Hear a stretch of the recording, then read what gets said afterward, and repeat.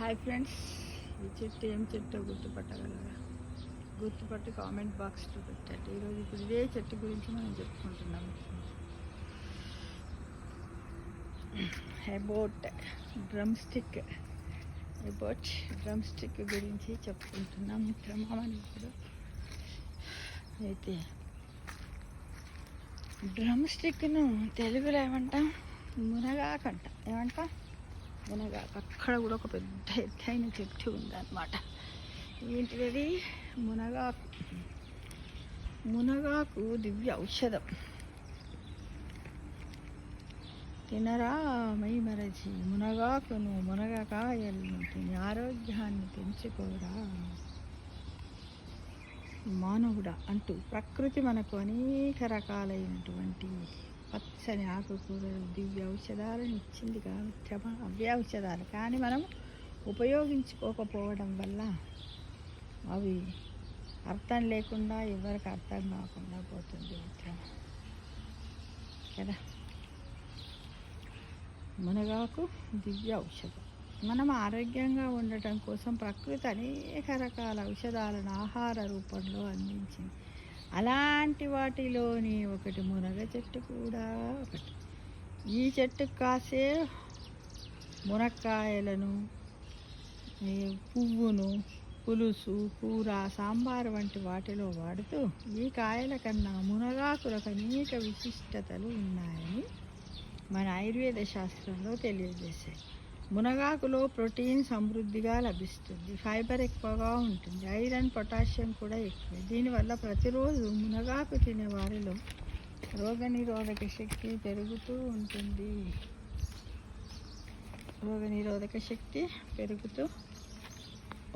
అన్నమాట.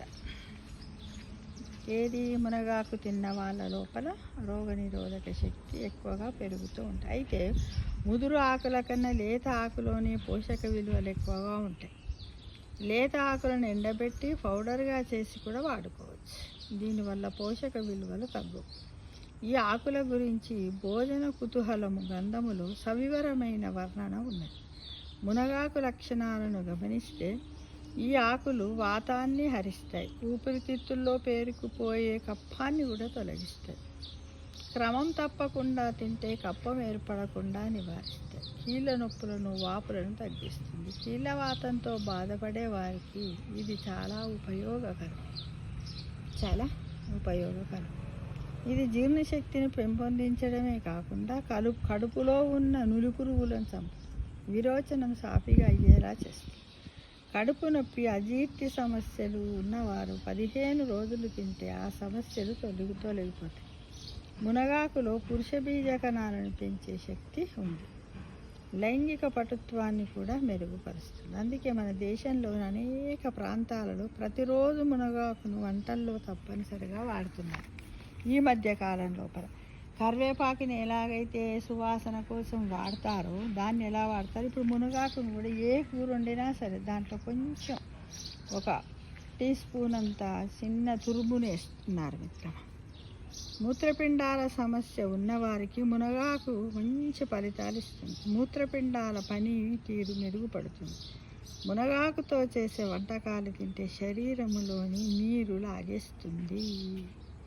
మునగాకును తినటం వల్ల గుండె పనితీరు బాగుపడుతుంది, చెడు కొలెస్ట్రాల్ తగ్గుతుంది. దీనివల్ల గుండె పనితీరు మెరుగుపడటమే కాకుండా స్థూలకాయ నివారణ కూడా సులభం అవుతుంది.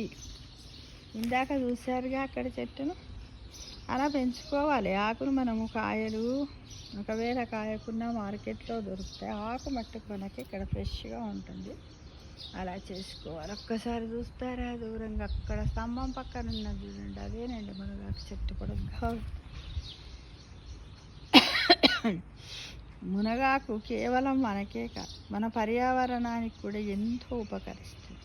అలాంటి ప్రయోజనాలు ఏమిటో చూద్దాం. మునగాకు పొడిని నీటిలో కలిపితే సూక్ష్మజీవులు నశిస్తాయట, నీరు కూడా శుభ్రం అవుతుంది. మునగాకుని సేంద్రియ ఎరువులుగా కూడా ఉపయోగించవచ్చు. ఈ ఆకులను పశువుల దానాలో కలిపితే పాల ఉత్పత్తి పెరుగుతుంది. కోళ్ళ మేతలో కలిపితే గుడ్ల ఉత్పత్తి పెరిగే అవకాశం ఉంది. ఈ మధ్య కాలంలో మునగాకుతో ఎనర్జీ డ్రింక్ కూడా తయారు చేస్తున్నారు మిత్రమా. ఇది మనము ఈరోజు కిచెన్ ల్యాబ్ లోపల మునగాకు గురించి అబౌట్ డ్రమ్ స్టిక్ కదా, కాయల గురించి, ఆకు గురించి, చెట్టు గురించి చక్కగా వివరించుకున్నాము మిత్రమా ఈరోజు. చాలా బాగా చెప్పుకున్నాం, అవునా కదా? చెప్పండి, నిజమే కదా? ఈ విధంగా ఈరోజు మనం మునగాకు గురించి చెప్పుకున్నాం. ఇలానే మనము ఈ మునగాకును వాడినట్టయితే బ్యాడ్ కొలెస్ట్రాల్ తగ్గుతుంది అని, ప్రోటీన్స్ హెవీగా ఉంటాయి కాబట్టి దీన్ని